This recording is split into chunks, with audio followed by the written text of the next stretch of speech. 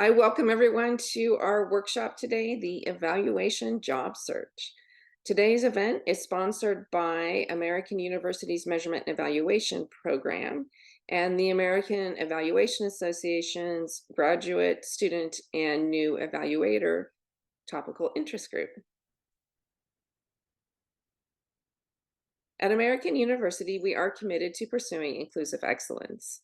One of our practices, shared from our Indigenous and Native communities, is to offer a land acknowledgement at the beginning of our meetings and events. The goal is to build our mindfulness of the historical processes in which we still participate.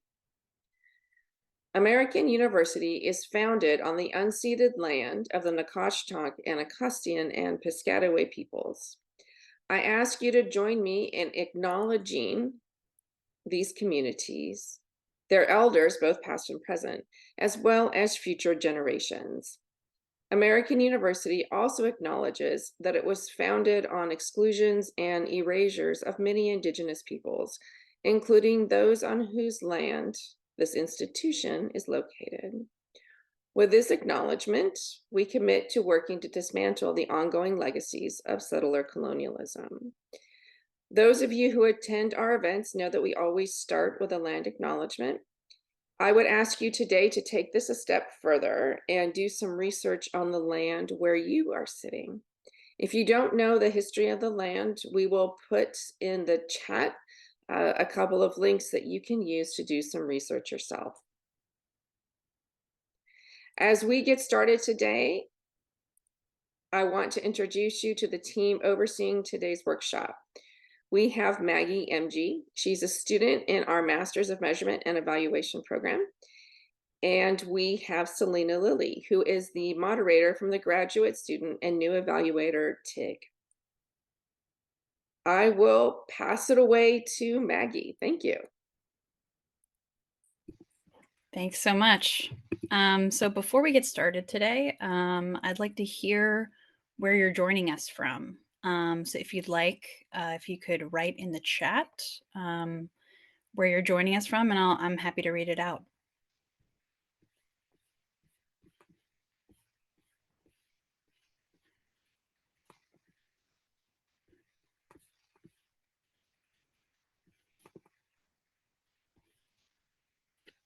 Okay, we've got someone from Madison, Wisconsin, New York City, Western PA, Nicaragua, Virginia,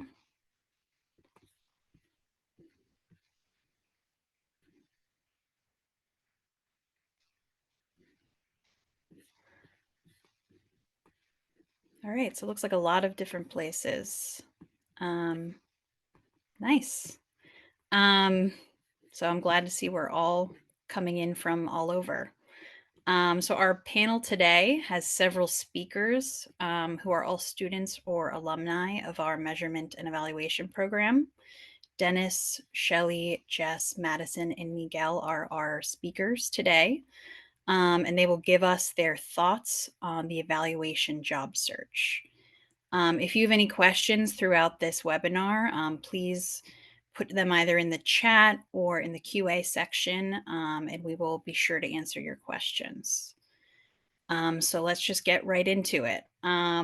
So can each of our speakers introduce themselves and give their field of interest? Why don't we start with Dennis? Hi, sure. Thank you for having me. My name is Dennis Hood. As indicated, I am an alum of the MS in Measurement and Evaluation program at American University. I also have about 18 years of consulting experience, 14 years of which have been through my own firm, doing proposal management, business development, and more recently in the last few years, evaluation work as well, some mixed methods and qualitative evaluation as well. So I appreciate being able to be here. Awesome. All right, Shelley. Hello, I'm Shelley Golson-Mickens. I'm a recent graduate of the American University Measurement and Evaluation program. Very excited to be a new alum. My background is heavily in research. I've been saying I've been in research for 15 years, for about 2 years now. So let's update that to 17 years. And now going on about 5 years in evaluation. I currently work for an advocacy evaluation organization called Innovation Network. And I also contract with MN Associates with Kavita Medapali. So I've gotten to really get into the evaluation work and not doing as much research, but loving where I'm at now. Nice to meet everyone. Awesome. Jess. Hi, thank you. I'm Jess Littman. I am an alumna of the Masters in Measurement and Evaluation. I have been doing international development work for about 10 years, about 6 years in evaluation, and currently I'm at the American Academy of Pediatrics, where I'm the evaluator for the Global Child Health Department. Okay, fantastic. Madison. Hello. So I also, as everyone else, was part of the measurement and evaluation program at American University. I've been doing evaluation for about 3 to 5 years, depending on how exactly I define it. But I've actually left the more formal evaluation practice. So I used to be in international development, went to a health plan or health insurer, and now I work for a healthcare tech company, really using what I learned from program evaluation that informs my day-to-day, but kind of stepped away from the more formal program evaluation space. So excited to talk to you about kind of what that's looked like for me and how I got there. Great. And Miguel, you're last. I don't think Miguel's been able to log on yet, so maybe we can just move on and then he can introduce himself when he's able to get in. All right, sounds great. If someone could announce when he comes, I don't have total visibility on everyone, so that would be fantastic. Okay. So our first question here is, where do you look for job announcements? And this question specifically is for Shelley and Madison. I'm happy to get us started. I have found that there is a job listserv through the American Evaluation Association that is fantastic. And so I'm shouting it out first before I shout out LinkedIn and Indeed, because the current job that I have, that is how I got connected to it. And there are a lot of very specific job opportunities with a lot of detail, including how important and how I should say, eager they are to hire someone and the timing. So I think that that's a great start for anyone to look out to. I'm going to throw it to you now, Madison. Yeah, so I would say I completely agree. What I have felt looking for jobs personally is that sometimes it can become really overwhelming in the evaluation space because the type of role isn't always listed with the same exact headline. And so searching on some of the different platforms, it can be hard to sift through everything, or maybe you get a small list of returned results when really there's something else that aligns perfectly with your skill set and interests, but it's just called a little bit different. So I played around with some different job titles and searches. And then another thing that I did when I found my most recent job was actually just starting research in the industry that I was interested in and finding some companies that I thought I would like to know more about, and then seeing what jobs they had available and open right then and saying, oh, this one kind of aligns with what I'm thinking. Let me talk to them about it and learn more. So I think that depending on where you are and if you're not finding something that really feels aligned, I definitely encourage just broadening the search a little bit and seeing how you can apply your skills and interests in that way. Awesome. All right. So I'm looking at the chat here and it looks like, Jess, you have something to add for this question. Yeah, I absolutely agree with everything that Shelley and Madison said. I just wanted to mention a job board that I've applied for jobs for in the past that I feel like not enough people know about, which is the lowest tech thing out there. It's a Google group. I'm not a member of like any of these anymore, except this one, which is called Social Enterprise Jobs. And it has a shocking number of great jobs in the nonprofit and international development fields, including a lot of evaluation jobs. So I can drop that in the chat, and I think it's well worth subscribing to. Awesome. That sounds like a great resource. So our next question here, what is important to put into your cover letter? And I'll let Shelley take this question. Sure thing. I think that a cover letter is a great way for you to, as my son would say, to stand yourself. Meaning, what would you want to see if you were looking? What would you want to see written about yourself? But it's a great opportunity for you to, of course, highlight the all of the technical skills that you have. So of course, those hard skills, the soft skills as well, but to really let your personality shine through. And so I think that's why I think this question really resonated with me, because what I want for a job seeker to see when they see my resume is, oh, she has personality. I want it to show up, and I want to be able to allow I don't want it to be so restrictive and so prescriptive, if you will. So I thought that was a good starting point to this question of just making sure that your personality shines through in that cover letter, not being too hard on yourself. And if there are even small things that you learn from, finding ways to incorporate those lessons and those things that you have done into your cover letter as well. So every award that I got, or every, I guess, I'm trying to think of the word. How did I describe it? But like anything that I participated in that wasn't necessarily a job, wasn't really something that I was required to do, volunteer opportunities. If I felt that I learned skills from those opportunities, I would incorporate that into my cover letter. So hopefully that got us started off with that question. I think that's great. Does anyone else have anything to add before I move to the next question?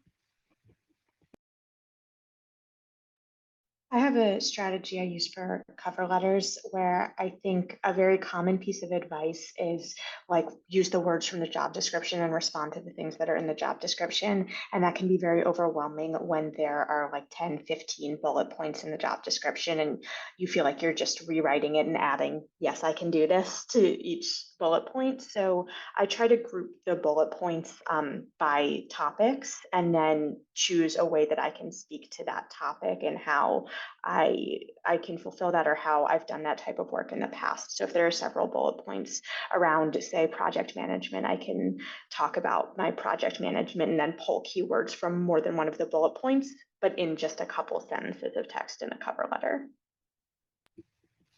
Okay, that's fantastic advice. Can I just interject here for 1 second? Miguel Sure, yeah. is online now. Oh. But secondly, people are sending messages and questions directly to me, so it's not getting to the moderators. So if anyone has put something in the chat that they want to be read out or a document, if you could please send that to either Maggie or to Selena, that will make it so that I'm just, not participating as much, but just making sure all the tech runs.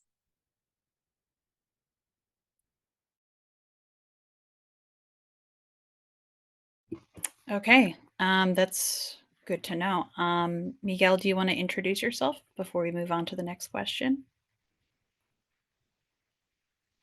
My name is Miguel Texera, and I've been in the this program for about near on 2 years. And my inclusion, I think, in this panel really comes from my experience in the federal government. I've worked for the federal government for about 15 years, and I've some particular insights into that particular unique hiring process, a long hiring process for most that have gone through it, and then also the kind of the nexus and the kind of the emerging demand within the federal government for evaluators and professional evaluators, and there's a lot of things there that to look out for if you're looking for federal jobs as a federal employee versus as a contractor. So.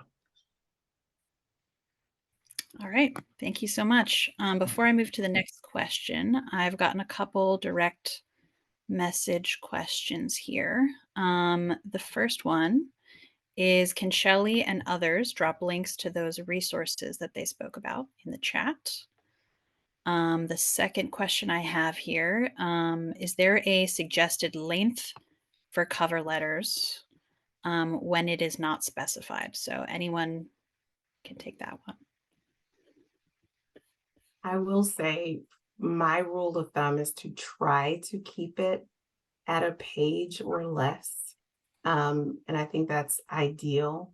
And if anytime that I have spilled over that page, it has been sincerely Shelley, like that's been on the second page. But I try to keep the narrative as much as I can on that one page. Okay, and then my final question here in the chat before we move on. What strategies? Oh, sorry, it's just keeps disappearing when I pull it up. What strategies might one use to shorten their cover letters? And what must one have in their cover letter and leave the rest for the CV? So I guess the question really is, what strategy should they use to shorten the cover letter, and what's important to include in the cover letter? I can jump in on this one, and if anyone else wants to chime in, absolutely. So in terms of keeping it condensed, I think it's focusing on what are the main items that you want someone to know about you that you think will make them excited to invite you to an interview. There's a ton that you can likely say, but trying to figure out what are those themes or concepts, or like Jess said, what are the skills or items on the job description that you want to most highlight? And then also from a formatting perspective, like, can you play with the margins? Can you reformat the document to get a little bit more there? And then for me, the difference between what I would include on a cover letter versus like a CV or resume would often be like the softer skills and the storytelling component, and then try to focus the really like hard number related items, X% increase in productivity or whatever the item is on the resume, and kind of talk through a little bit of the background and get someone to know me a little bit more through the cover letter. Okay, excellent. Could I add to that just a tiny bit? I found a lot of luck in avoiding redundancies in biographical data between the resume or CV and the cover letter. Everybody has your resume and the cover letter. They know your name. They probably know where you're from. They know what school you went to. A lot of this doesn't necessarily need to be repeated in the cover letter.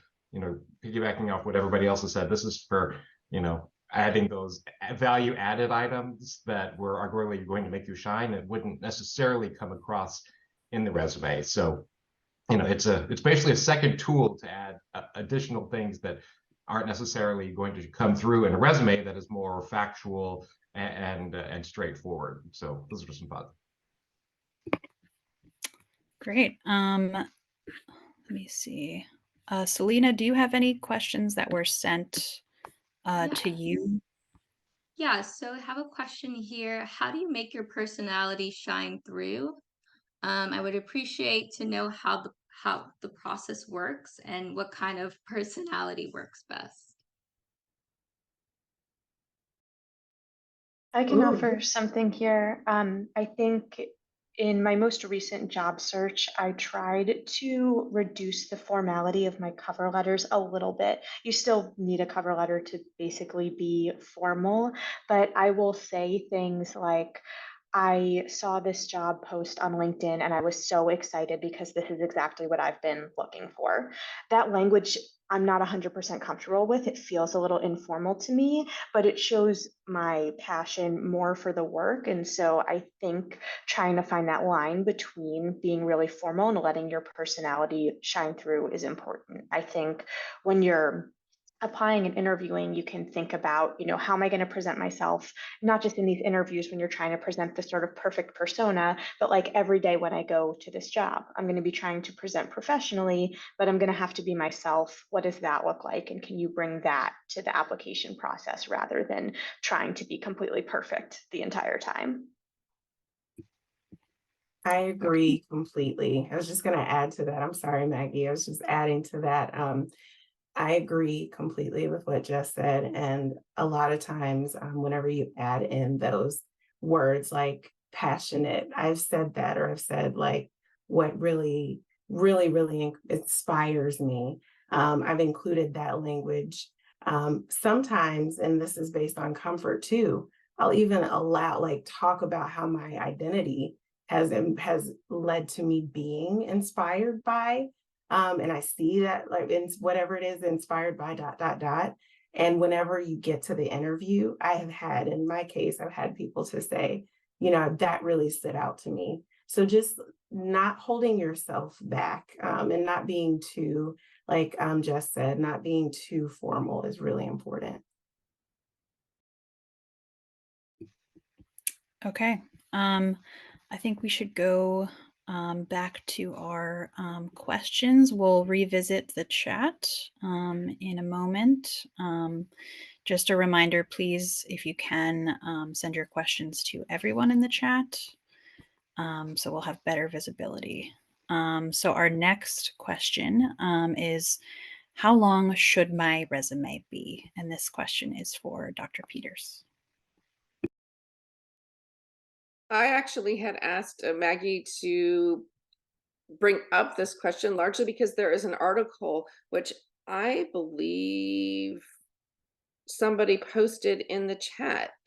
Um, Dania posted in the chat something that came from Eval Community, the listserv today, on how long should your resume be. And this is particularly for international development, people looking for jobs in international development.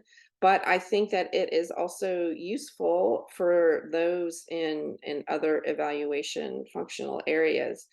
The guidance for international development jobs for resume length would be 1 page if you are entry level, 1 to 2 pages if you're mid-career, and senior level pages can go up to 3.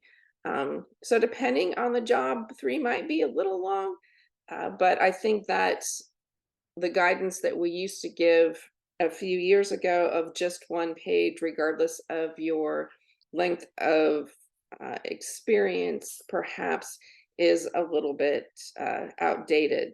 Have a look at that Eval Community article. Super interesting, especially that we should use those action words that Shelley talked about, not be passive, and focus really on the last 15 years of your work.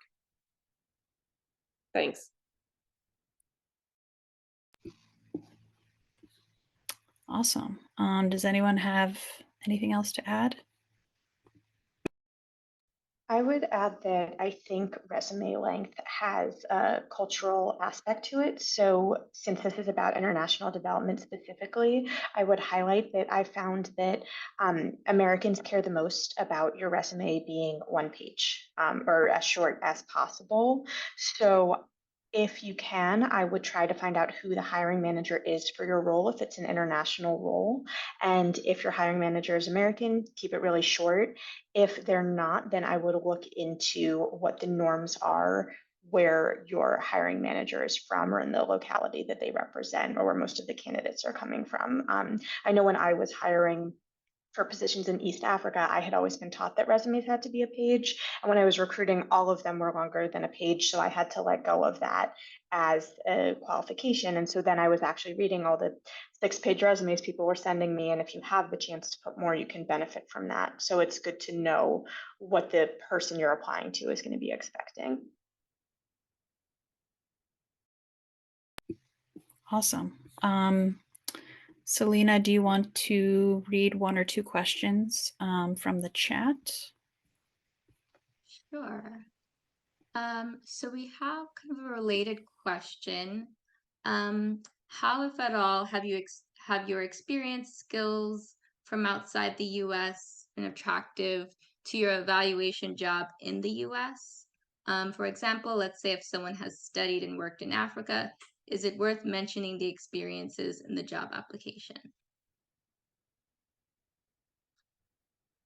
I'll So pass it to almost all of Jess. almost all of my career was outside the US, and now I'm in the US. So I'll speak to this one. So it certainly depends on the job that you're applying for. So right now I am based in the US, but still working internationally. I'm on a global health team. So for this role, my international expertise was probably the most attractive thing about me.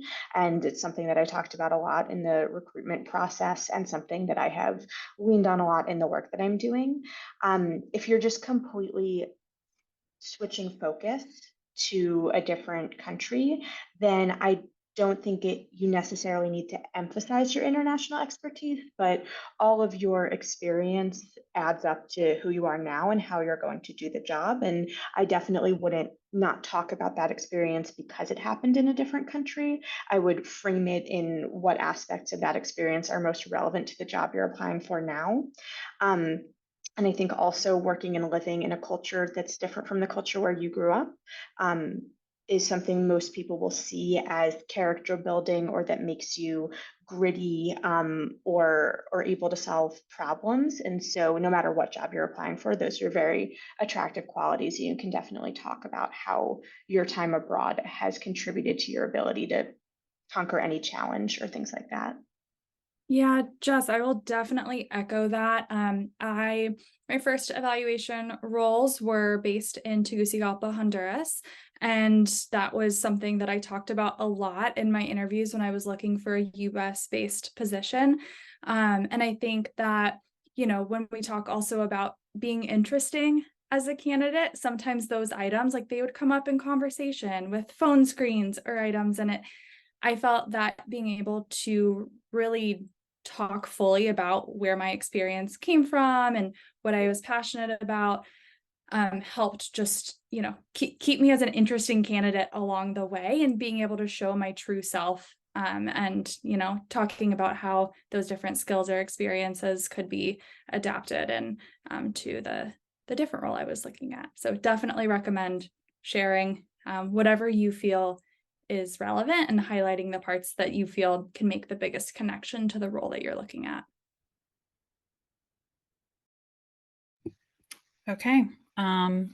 Selena, do you want to read one more question from the chat before we return to our other questions? Yeah, that sounds great. So I'm going to combine two questions from Dory and Linnea.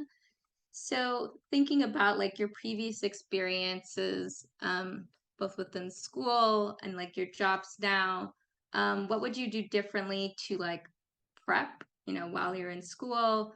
What are the skills that you find like particularly important to your work now that, maybe should have been built up back in school, or maybe put more of a focus on or emphasis on?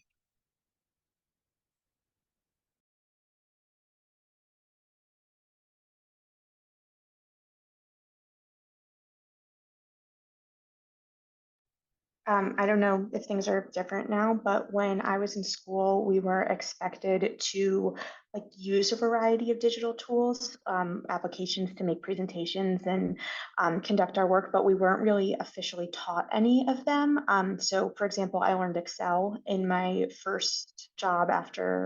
second job after college, and it was very hard, but proved very valuable. If you are still in school and you have time to learn like the most common applications that are used in the workplace, so like the Microsoft Office suite, and the Google applications are very similar, and things like that. I think those are things I wish were taught in bachelor degree programs, and I think will give you a leg up on other recent graduates if you have expertise in those areas.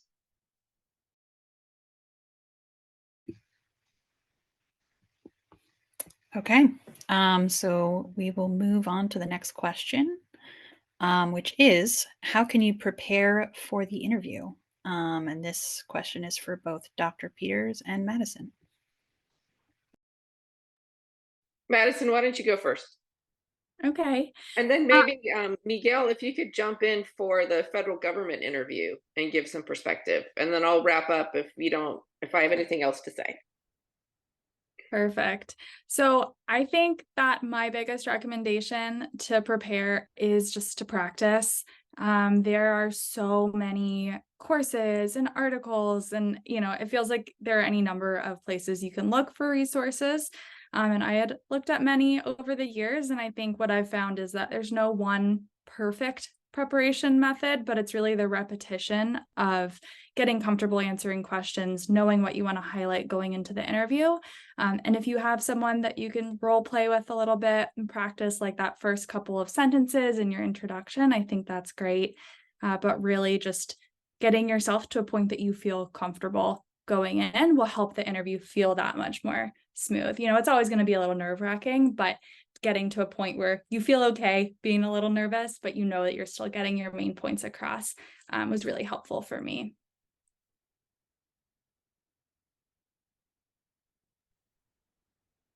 So the interviews for federal jobs can be a little different. They can be usually will be a panel.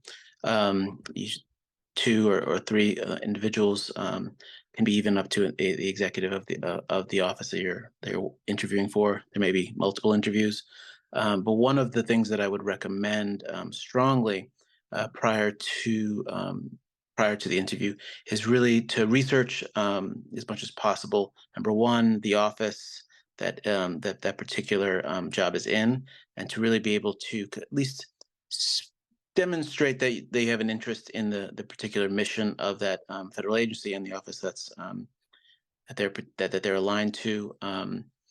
Also, when it comes to the federal job, in the federal process, there's usually a two-stage process. Number one is the getting your resume to the hiring official, but then when it comes to the actual interview, being able to demonstrate not only the technical proficiency regarding evaluation and answering the questions, I think succinctly, but also demonstrating your professionalism is especially important in the federal workplace. And what I mean by that is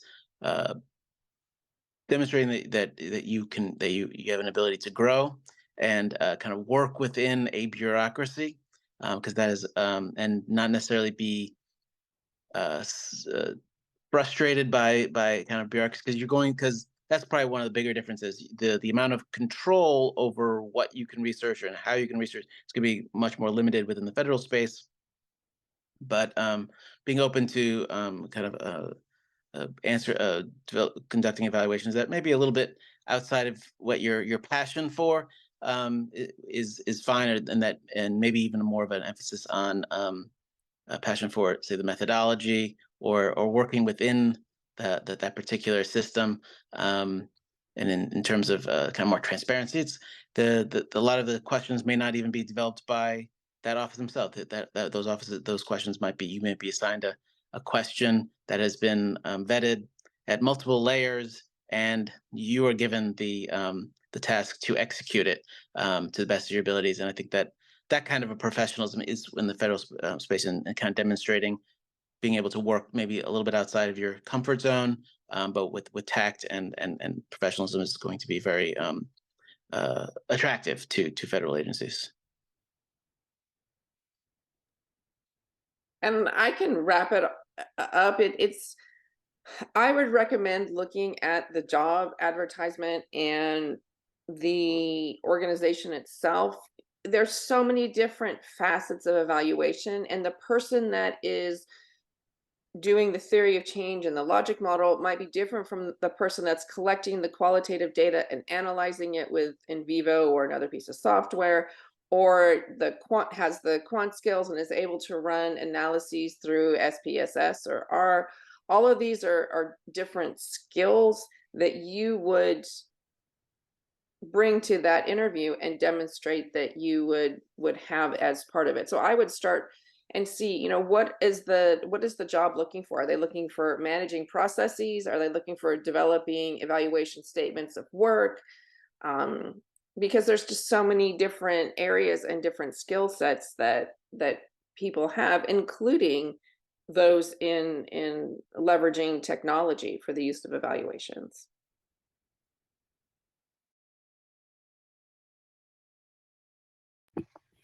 Okay.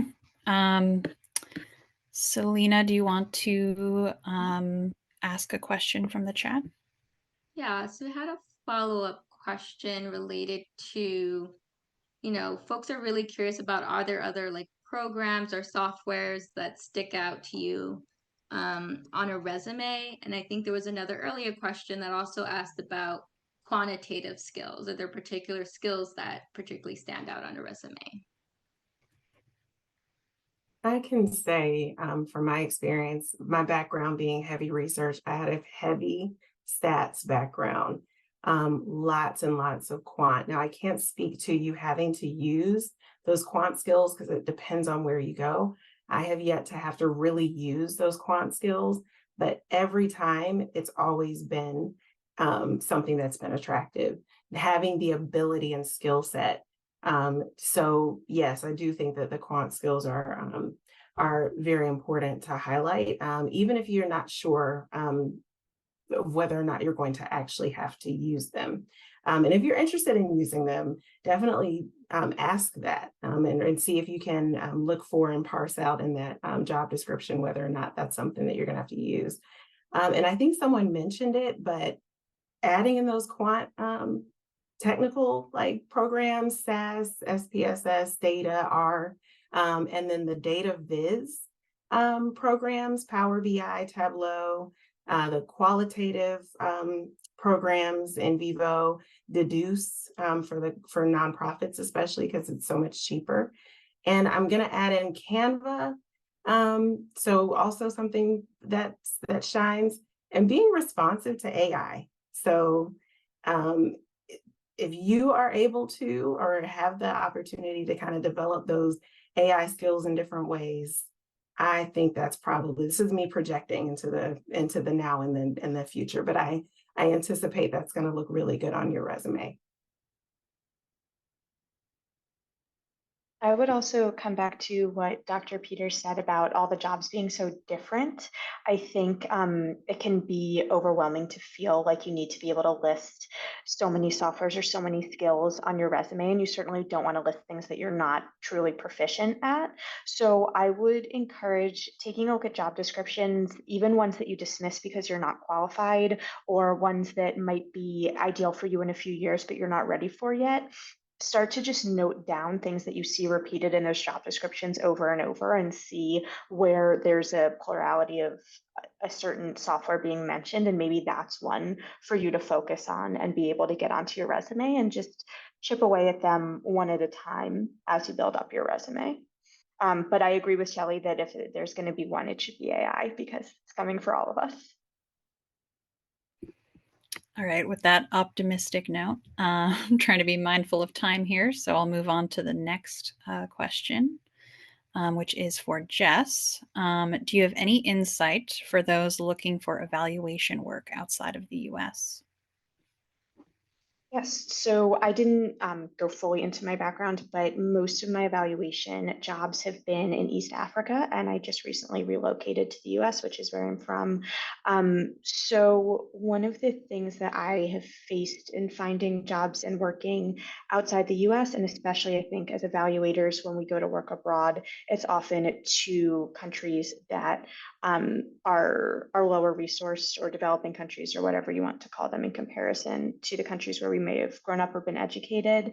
And I think that that raises a lot of ethical issues. And so first of all, with anyone considering that path, I would encourage you to really deeply consider what value you hope to bring to those jobs and how you are going to confront the ethical issues of being a more privileged foreigner in a developing country potentially. There are difficult things that I've had to grapple with throughout my career, and I think facing them head on is the best way when you're looking for that kind of work.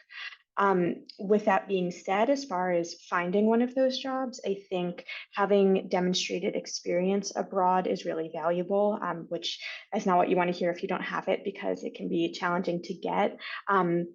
But even volunteering or study or extended travel abroad, if you talk about it in the right way and you emphasize how you were able to assimilate with the culture of the place or things that you learned from that experience, can be helpful in demonstrating. Because when folks are hiring foreigners, what they're worried about is the foreigner coming to do the job and not integrating well and leaving, and they have to hire again. So you want to show that you're going to be able to stick it out in that place, especially if it's a challenging setting. And then I think volunteering is a great way to reach out to organizations that you're interested in working for. So not necessarily going abroad to volunteer. I can get into the ethics of that another time.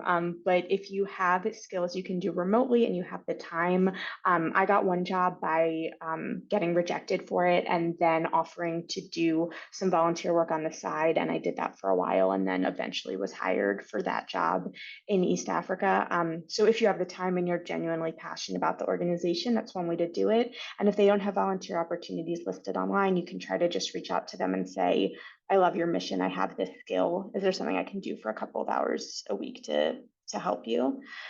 And then finally, the thing I would suggest is if there's a specific place abroad that you're trying to go to, I would try to develop your expertise in that place, read books about it, be able to make a really strong case for why you want to live there, why you want to work there, and what you have to offer the evaluation field in that place specifically. All excellent tips.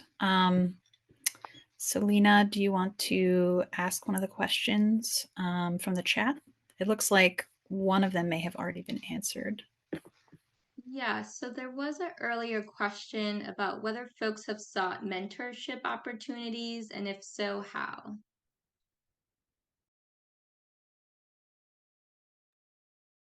Definitely. I think Jess touched on this too, about kind of reaching out to people. I have used LinkedIn from a variety of angles, actually. So if I've attended a talk, just using this as like during an academic setting, if I've attended a talk and something that came from that talk resonated with me, I would reach out to the speaker.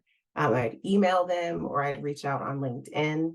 I also have reached out based on organization to people on LinkedIn. And I approached it by just saying, I'm very interested in what you do. I've been very transparent about my role and my interests. And sometimes it helps to explicitly say, I am looking for a mentor. I'm going to let others, because I'm curious about others' experience with this process too. And I do want to say that I approach mentorship with the mindset that a closed mouth doesn't get fed. And so the worst thing that can happen is honestly that you don't hear back. But I think that the best way is to kind of seek out and try to identify people in a variety of capacities that have skills that you're interested in or doing work that you would like to be involved in, and just reaching out and asking. Even if you read an article and you reach out to the author, I've done that before, and they're very responsive because they're excited that you're reading their work. So I think the takeaway for me is definitely reach out. And I think LinkedIn is a great way to do it.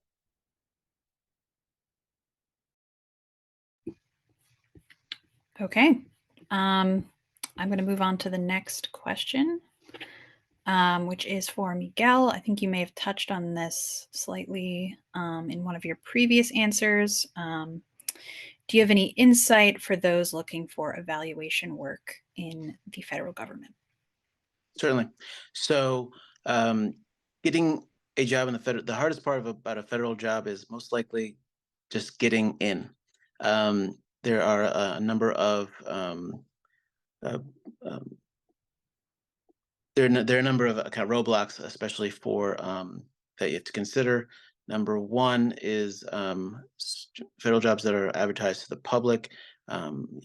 Military veterans do get preference for many of those vacancies that are opened to all U.S. citizens. That's the other, and the next one is you do have to be a U.S. citizen to gain employment with the federal government as a there are exceptions, but predominantly within this field, within that job series, there are some exceptions.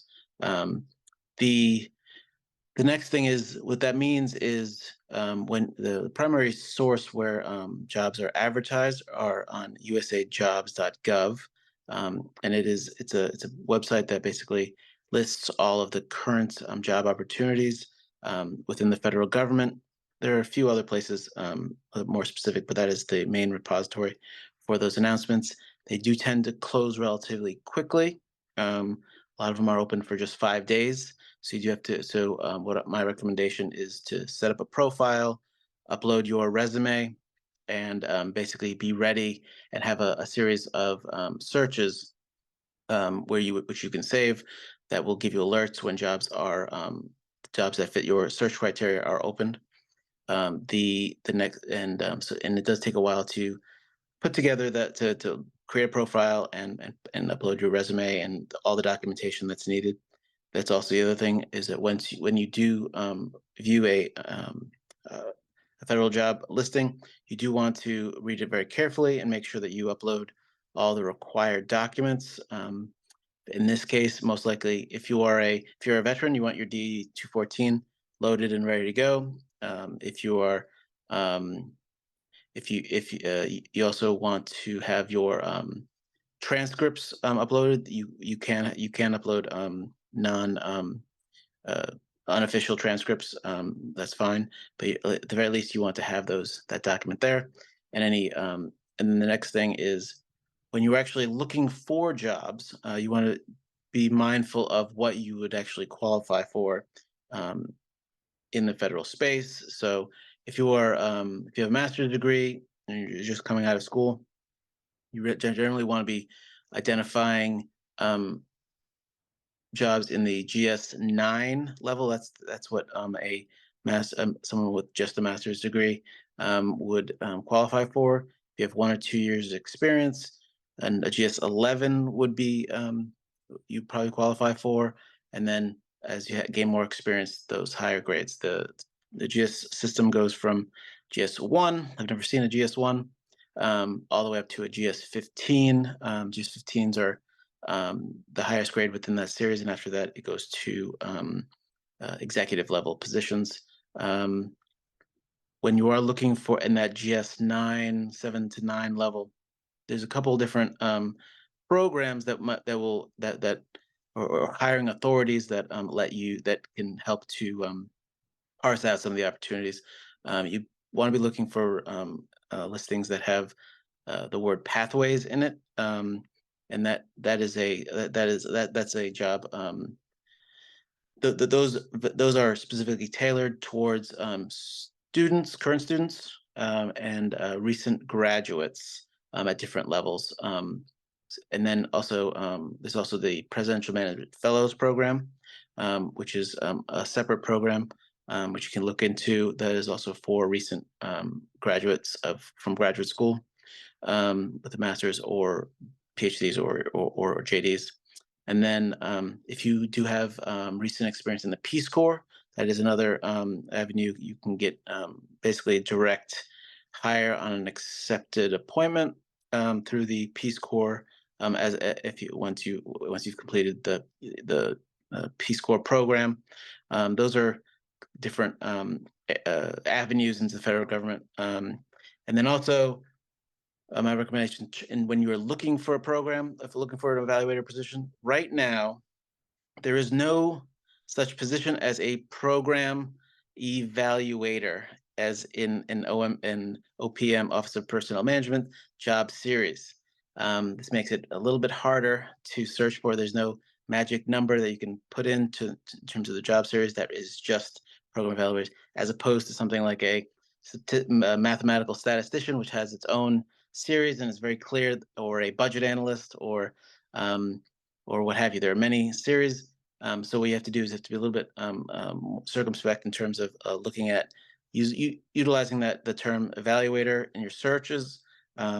Generally, they're going to be in the 0101 series or 300 series, but they can also come into different series. So I do recommend having a bunch of different searches within those within the area. Also, looking at specific agencies that you're interested in, and that will certainly help to narrow the field. But also having those search results kind of come to you automatically will help you, because, as I mentioned, they can close very quickly. I remember there was a listing that was sponsored by General Services Administration, um, that was supposed to be open for a while, but it closed after, I think, 3 or 4 days after they got 500 applicants.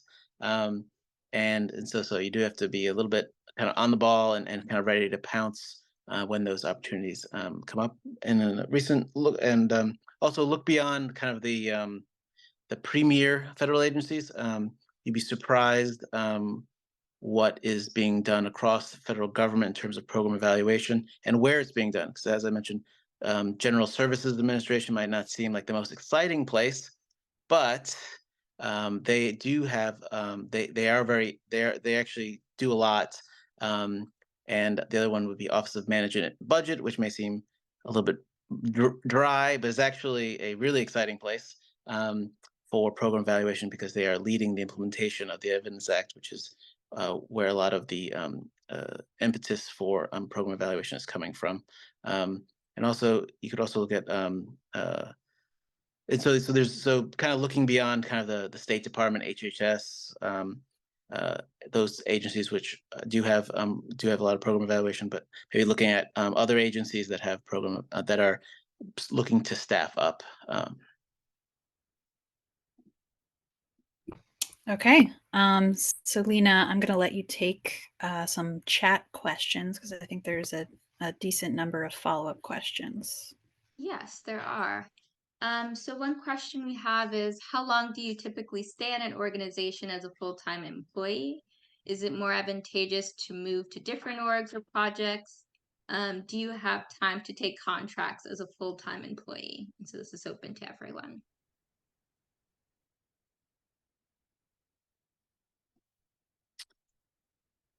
I could talk from the kind of the federal perspective, just really quickly. Text I can answer most of those questions.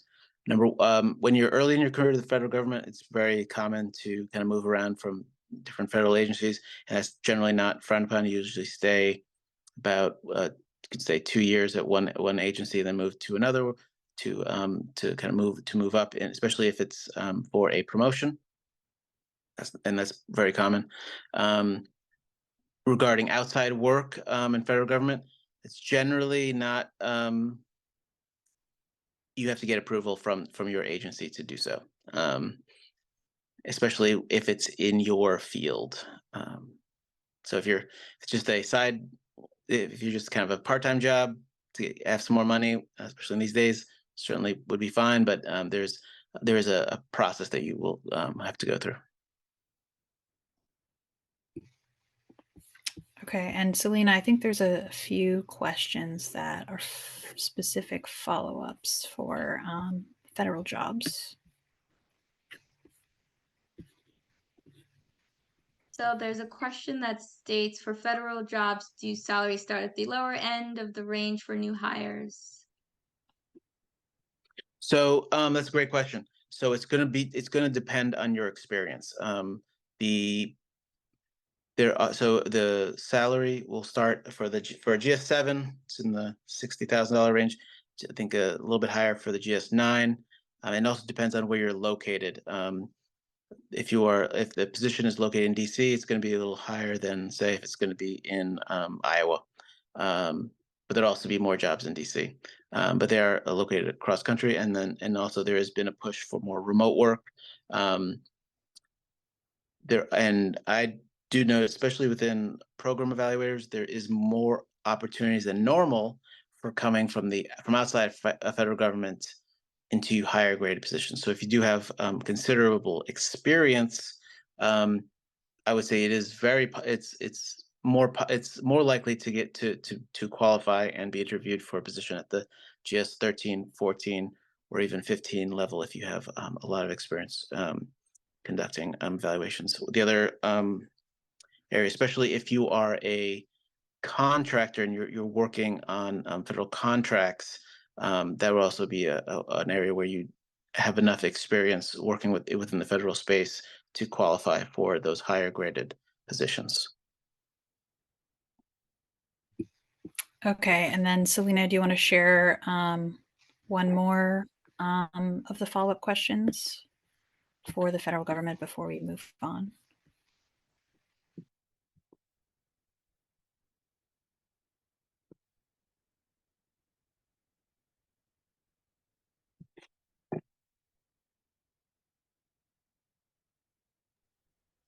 I think there was a question pretty far up about, can you level up from a G9 to a G11 given your previous experience? Absolutely.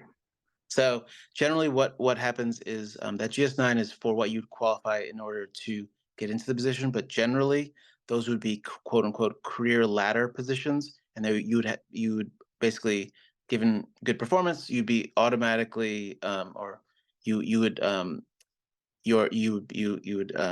be promoted to the GS. Start at the 9 to the 11, and then the 12. There's a whole thing about the GS10. Just ignore GS10. It go for a position such as this.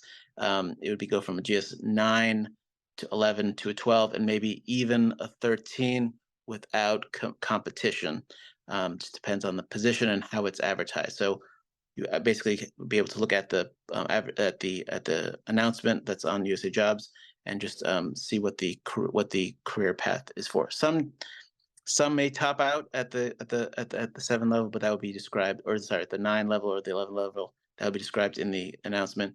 But it is very, very common for you to enter at the 9 and then get non-competitively promoted to an 11 or 12 position, or even 13. Okay, trying to be conscious of time. I think we should move on to the next of our questions. Dennis, this question is for you. How can I find and win consultancy work? Sure. Consultancy work is very different from other types of work. It's not a traditional W-2 employment opportunity. With the organization, typically you're a 1099 contractor. It's project-based. So it's a different type of work, and you just have to be cognizant of that, of the accounting repercussions and things like that. But so your question, it had two elements: finding and winning. So for finding consulting work, there are a lot of formal and informal sources for finding these consulting opportunities. There are a lot of posts and boards out there, similar to job boards, that lists opportunities for consulting. These are typically in the forms of requests for proposals or solicitations that have to be responded to. So it's a little bit different from responding to just with a resume. But to echo what Shelley mentioned quite a while ago at the beginning of this, the American Evaluation Association job board is phenomenal for these opportunities. You can actually go in and filter the type of search that you want to run for traditional type of jobs, and they can actually filter specifically for RFPs that have been posted by other organizations. So you can actually see what organizations are looking for a short-term consultant to come in and help with an evaluation. There are a lot of others out there, a lot of RFP repositories. One would be a BidSync that has a lot of opportunities with local, state, county governments and universities and colleges all throughout the U.S. There are a lot of consulting opportunities for the U.S. federal government. Miguel made a great point that USA Jobs is great for the traditional jobs, but there's another repository out there called sam.gov, which is where the federal government posts all of its opportunities for federal contracts. SAM's, the System for Award Management, is what it's called, sam.gov. So a lot of formal sources, but there's a lot of informal sources too. Going back to the American Evaluation Association has an independent consulting TIG that is phenomenal for networking and meeting other potential consultants to work with and to mentor and have mentors. But a lot of people often come on there and post subcontracting opportunities and other consulting opportunities that you might not see elsewhere. So joining that TIG, I found, has been a great resource. It's also helpful to team with other colleagues and other consultants, especially if you're early on in your evaluation career.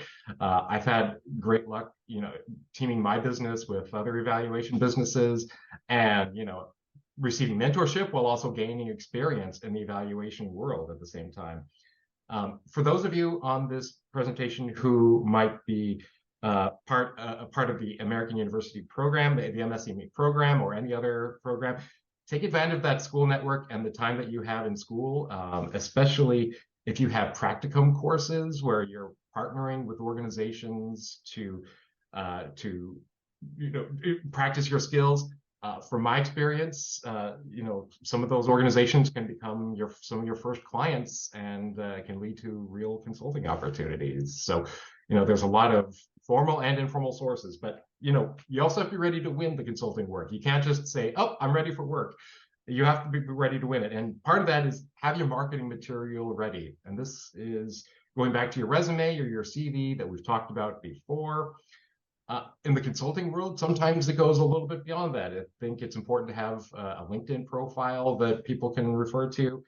And quite often in the consulting world, having a different type of marketing material, like a capability statement or a statement of qualifications, a 1 or 2 page overview of you as a consultant or you as your consulting firm, however that might be, is also really helpful. And then this is sometimes never fun, but for people, but being able to master the art of a bit of proposal writing is helpful if you want to get into the consulting field. There's a lot of RFPs and solicitations out there, but typically you have to respond with a proposal. And there are a lot of resources out there to help that. This part of the bread and butter of what my company does is help people with proposal writing. But ultimately, it's about responding to specific consulting needs in the post and being compliant with what they're asking for, while also finding opportunities to spell out your value. And I realized that was a lot to throw out there in a short amount of time, but just some things for people to start thinking about if they want to get into the fun and exciting world of consulting.